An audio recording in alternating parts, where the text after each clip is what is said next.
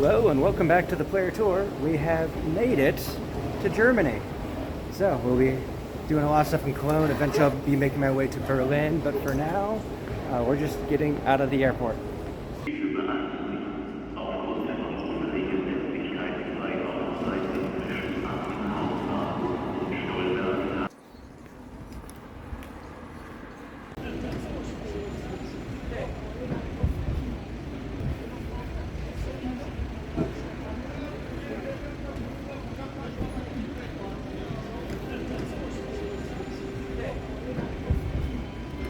This is an ancient Roman road leading down to the Rhine River that was discovered in the 1960s. If you paid attention in history class, you may know that Roman roads were exquisite. This one isn't because they stacked up some of the stones to move the road for posterity and didn't note down how they were arranged. In classic I took it apart and can't put it back together again fashion, they just slapped them down in the mud a bit spread out to make it look like they saved more of the road than they actually did. So a little bit of a check-in. We managed to get to the apartment, got some laundry going, and then last night went out, got some really great Thai food, and then came back to the apartment and watched 4 episodes of Netflix's Last Airbender. Neither of us had seen it yet, so critiquing all the way through good things, bad things, good changes, bad changes. Still have to finish that throughout the rest of the week, but yeah, so that was last night. And then this morning we went and we saw the dome, the Cathedral in Cologne, and no footage inside. I just don't like taking footage inside churches, even if other people are. So you can Google that. There's got to be a documentary or things in it. Anyway, did that. Kurt got some boba tea, and now we're at the Rhine. And this, yes, it's just a river, but it's a river that I've had to mark on many European maps in school. So I can check this one off the list. Yeah.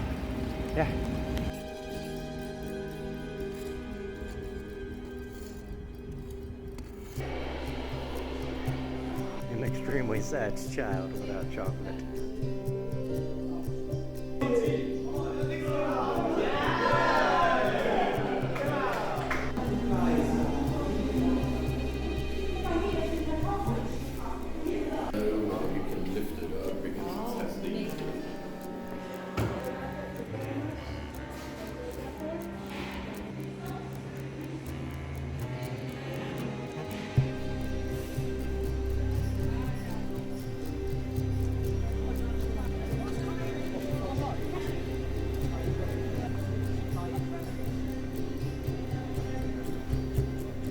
They just got discarded.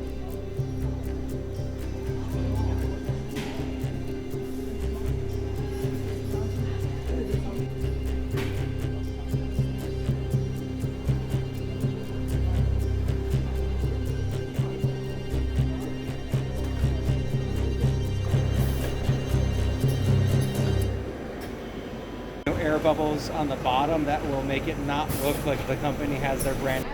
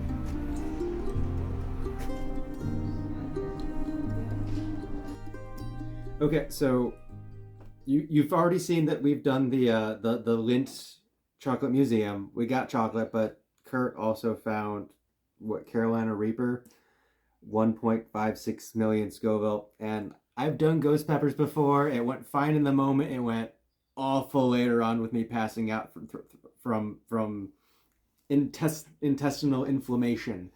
So we'll see how well this one goes. I suggest we eat just a tiny bit. I don't want. I have to go to work tomorrow.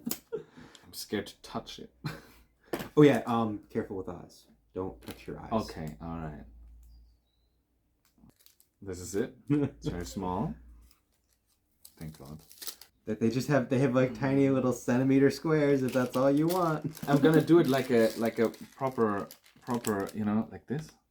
See? Yeah. See? Nice. Like a proper influencer. Cheers. Cheers. Oh God, it's already starting. Oh no. Yeah, I feel that. Yeah. Oh no. That is crazy from that small piece. Yeah.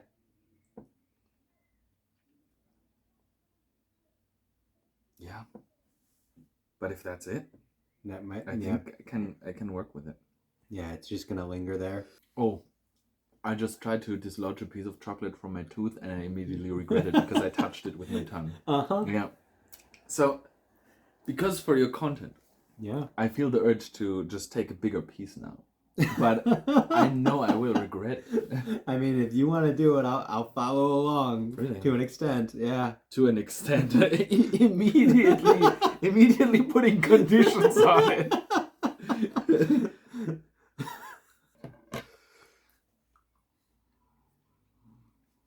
This was my mistake with the ghost pepper. Mm-hmm. I had the first one and went, okay, that's fine. And then I had a second.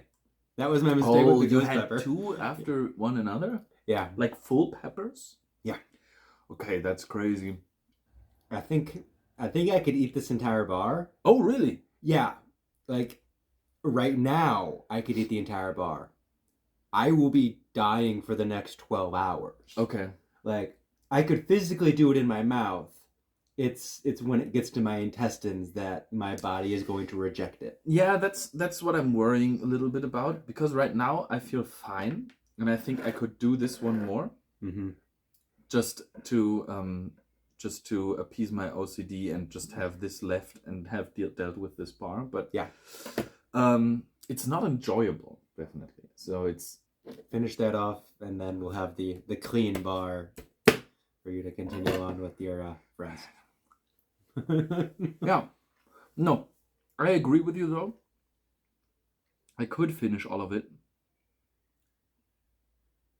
and I think the worst part would be when it has passed most of my body, right?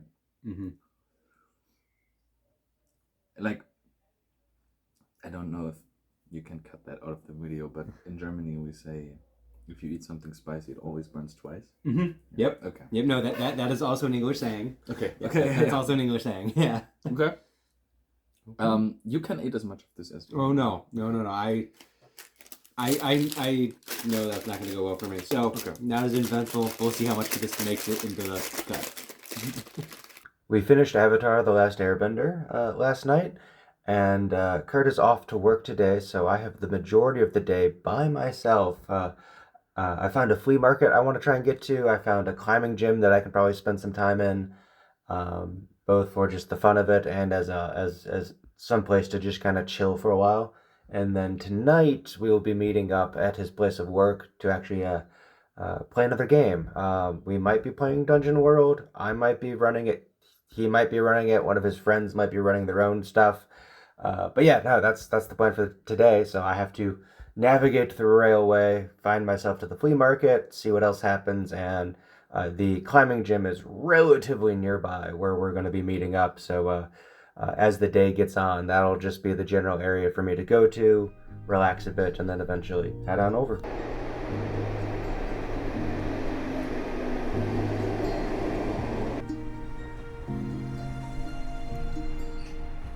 The flea market is actually out at a horse racing track, so that was nice to see. Actually just saw a stork carrying off a little mouse in its long beak. But yeah, so went out to the flea market. Kurt had said that there was a lot of Turkish immigrants, Turkish refugees, and definitely at the flea market, I could definitely feel that. I'm generally pretty reserved when it comes to talking to people, especially on this trip. It was even more increased because there's this idea of like, yes, you know, a lot of Germans will probably speak English as a second language, but the Turkish here, and this is just an assumption on me, probably speak German as the second language. So it's like, oh, okay, there's only so many people that I'll probably be able to adequately communicate with, but that is definitely a fear that I'm gonna have to get over by the time I get to Morocco, because that's just going to be a jumble. I'm probably gonna be grunting most of my way through. A lot of the tourist areas I'll be in will certainly have English smattered all about, but yeah, we'll see how that goes. But very nice reminder of my need to work on my communication skills as I fumble through this vlog segment.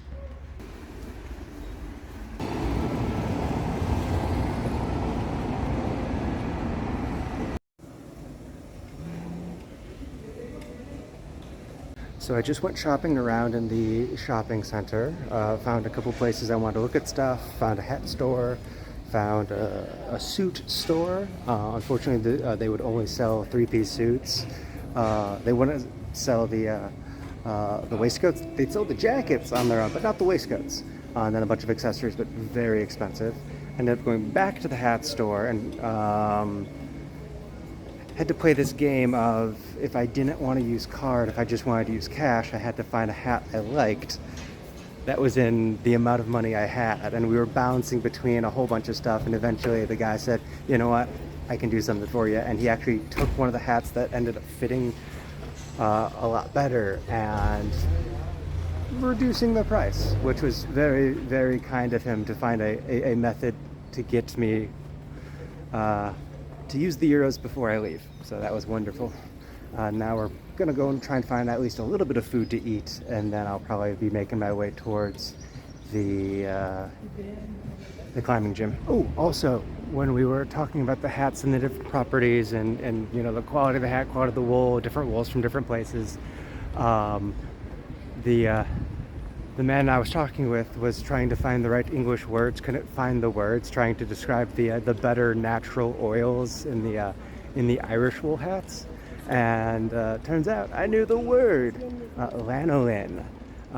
So yeah, always weird, the things. It's like, oh yeah, no, I totally know about this thing that you're trying to explain, which is very much his job. It was just like, oh, I know this word. This is a very particular word, and I have no right knowing this word, but I know this word.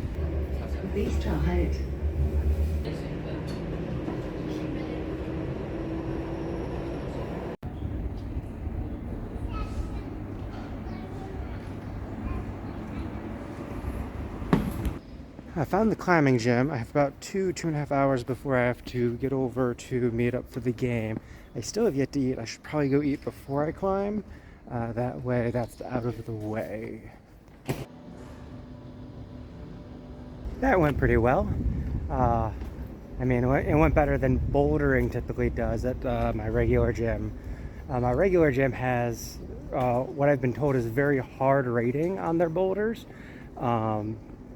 We use the V system, so VB for the absolute basic, and then V0, V1, V2, and that goes up to you know, like 11, 12, 13, 14, 15, I think, somewhere up there. Here they just had them labeled 1 through 8.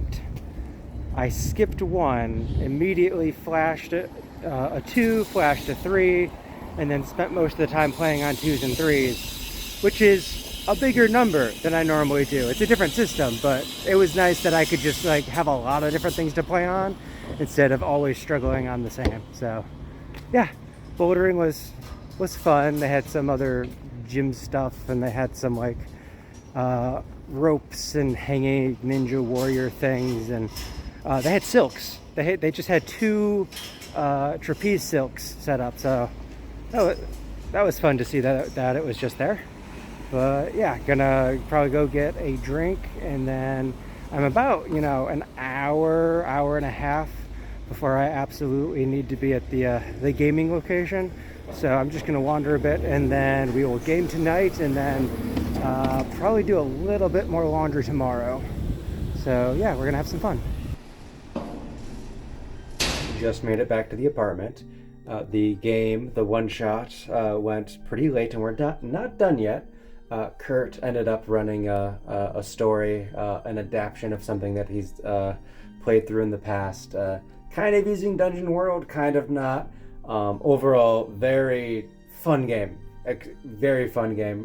Getting to role play with 2 players that I've never interacted with before. Turns out, you know, one of them writing their own world for years and years and years and years. Another one with a multi-year campaign. Wonderful session to play through. We will be finishing it up tomorrow to get to the end of the story before going to Dutch hour. But for me, I need to, and this is like 12:30 or something right now in the morning. I need to get cleaned up. I need to do one more batch of laundry just to wash a few things. That way I have maximum clothes ready for when I start the transportation to Morocco. And then, yeah, tomorrow is going to be getting packed up, getting things sorted. The plan is to head to the local mall area. Gonna try to stay local tomorrow. That way I don't have to carry the bag around. Come back to the apartment, grab the bag, and then for 5 p.m. head back to finish off the one shot and go to Dutch hour. So yeah, that's the plan for the next 36 hours.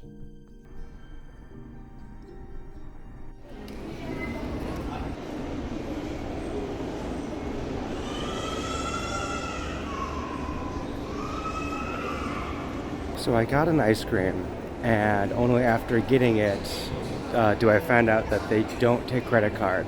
This is literally the very first place I have been to that doesn't take credit card. I have been struggling to use my bills. Like, so many places are only credit card.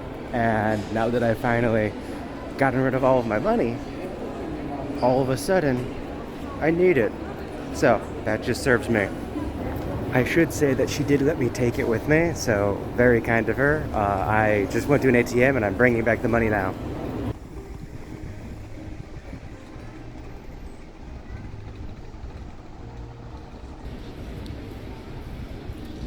So I was going to stay local, but then I decided not to.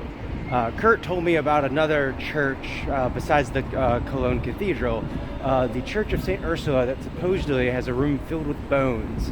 I missed the catacombs in Paris, so this seems like a nice replacement.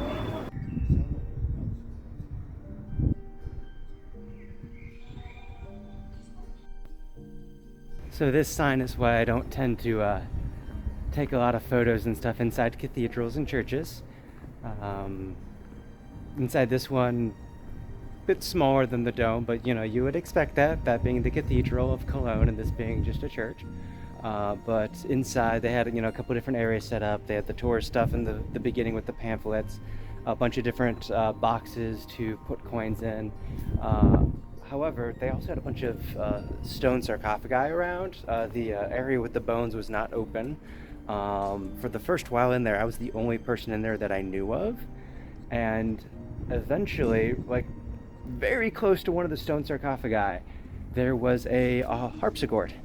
And it took me a little bit to get the confidence, but I decided to play it. I'm someone that doesn't like taking up auditory space, even like in my house when I'm like listening to music on my phone and, you know, stereoing it and all that. Like if someone comes into the room, I like to turn it off. So to try to take up that much auditory space was weird, but yeah, played the harpsichord. Beginning of Bourrée, then pulled out sheet music, pulled it up on the phone for Ode to Joy. Just a really simple version that I butchered time and time and time again, but the first time I've ever gotten to play harpsichord. Harpsichord's one of my favorite instruments, so the fact that I had one there was very nice. Tried to respect the space, didn't like slam all about on it, but you know, played a little bit back and forth. Until I noticed another elderly couple at the far end of the pews, and it's like, oh, okay, I should stop now. So I, you know, got up and slowly left. So I think we're just going to be making our way back to the apartment for a bit of rest, and then eventually on to finish our role-playing game and then Dutch hour.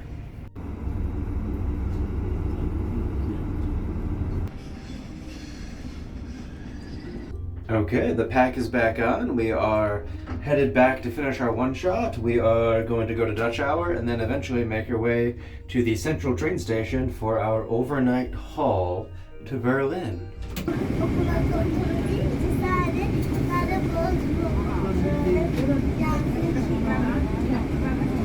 is her. This is her. This is me. This is you. It's me. Okay, so we finished the game. Dutch hour happened, went to Veganland, a vegan restaurant. Kurt introduced me to a handful of his friends, some of which were absolutely adorable. And after going around the university building, seeing the work areas and the project areas and the just general living areas for like the food and the games and just all that stuff, I'm now at the initial train station in the area, about to head back to the Grand Central Station of Cologne, and then from there we will be overnighting our way to Berlin. I do need to get food. I have lost my water bottle somewhere at some point. It was gonna happen, it's okay. But that does mean that I do need to get some form of water bottle, because I am getting severely dehydrated.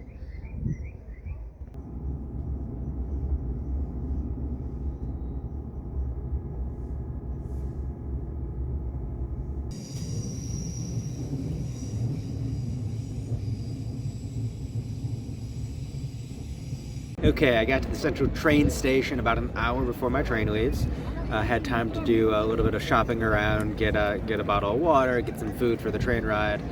I hope I get some sleep on this train, otherwise this is going to be a very rough 36 hours, considering last night I slept awful. But yeah, we'll see how this plays out for me, and when in doubt, we will be getting some more vlog stuff done at the Berlin airport. Just what state I'm in when I get there. So let's get going.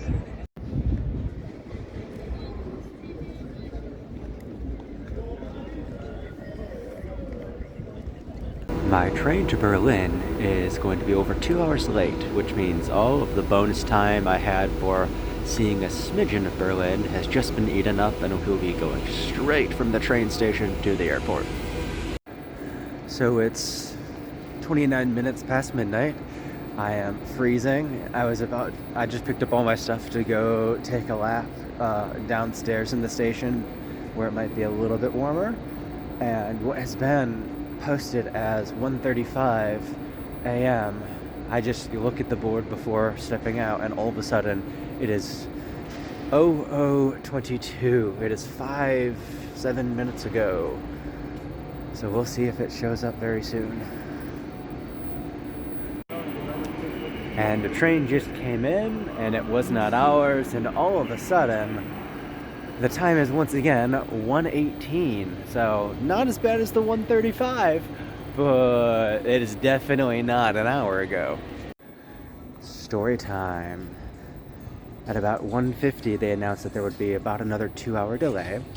And by 2, nothing is on the boards. 2:30, nothing's on the boards.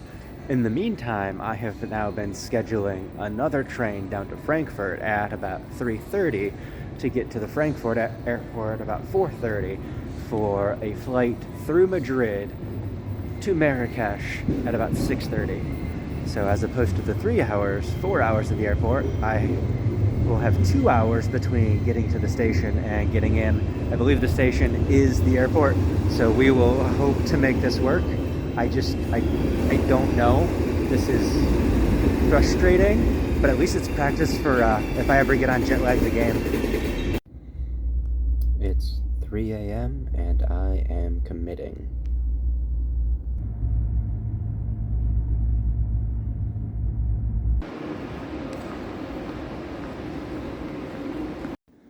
Well, I can't just catch a break. So I get to the Frankfurt airport. navigate through trying to get to the terminal. I find my way to the baggage check-in, and it's only at the baggage check-in that they start to tell us that there's a 3-hour delay. So at this point, I will have to get to Madrid, I will have to rebook my flight through them, and I will probably be getting into Marrakesh about the time I would have had I just flown from the Cologne airport on Friday today. So the whole overnight train travel, completely useless, but this is where we are. I took a gamble, I went for it, and at least I have a route there as opposed to the Berlin train that was going to, if it even got me there, get me there too late, and all of a sudden no flights from Berlin to Marrakesh. So this is where we are. We will continue to check in, and I will limp to the end of this video until we get to Marrakesh, and that can be the start of the next video.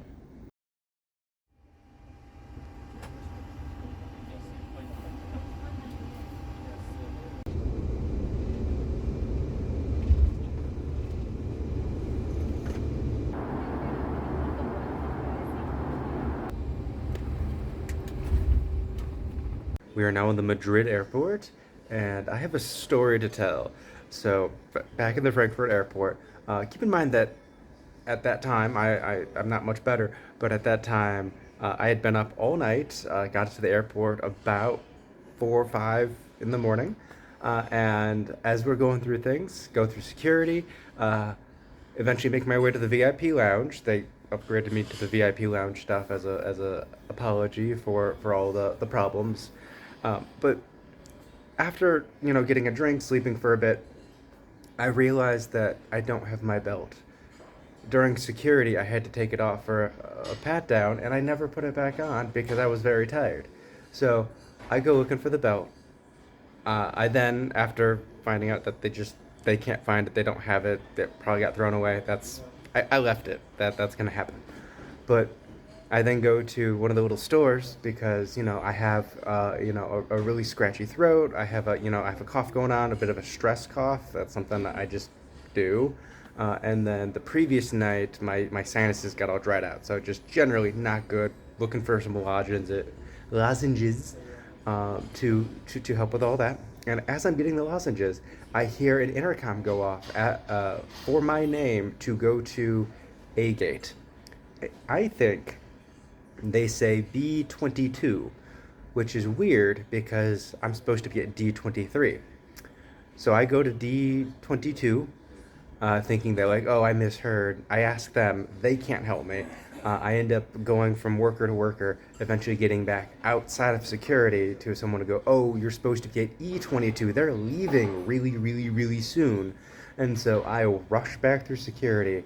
I get to the boarding gate, and I get reamed out by this old Spanish woman.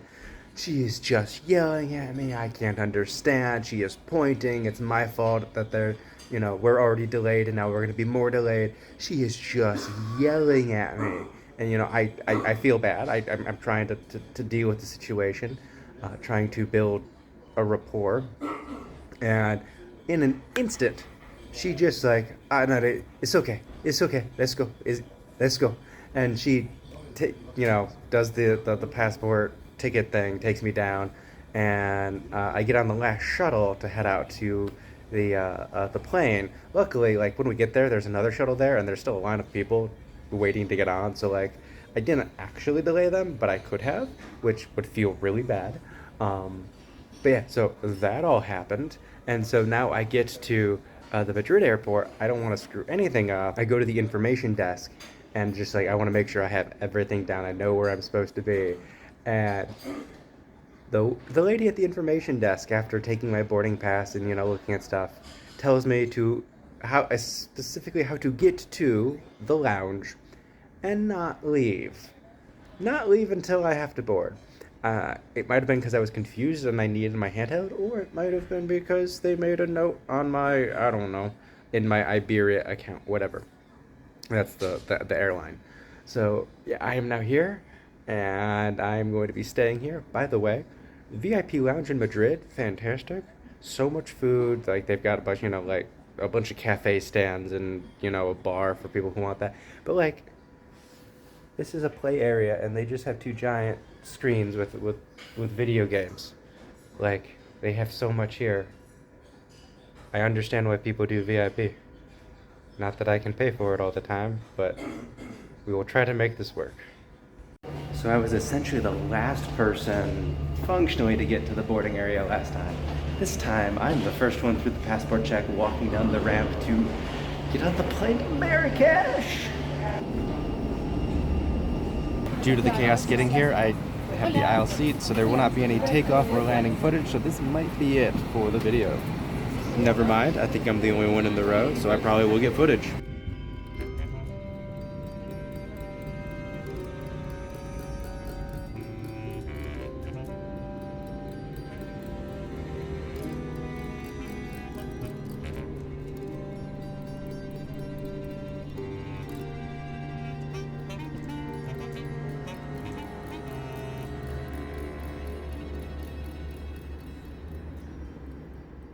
Thanks for watching the video. It was made with the support of our patrons over on Patreon, where you can see behind-the-scenes content and the development of our own TTRPG systems. If you're looking to join a game, head on down to the description where we have a link to our Discord. You can join long-form campaigns, short mini-series for bite-sized narratives, or quick dips into systems you don't want a long-term commitment to, or you can join our Tower of Taziok.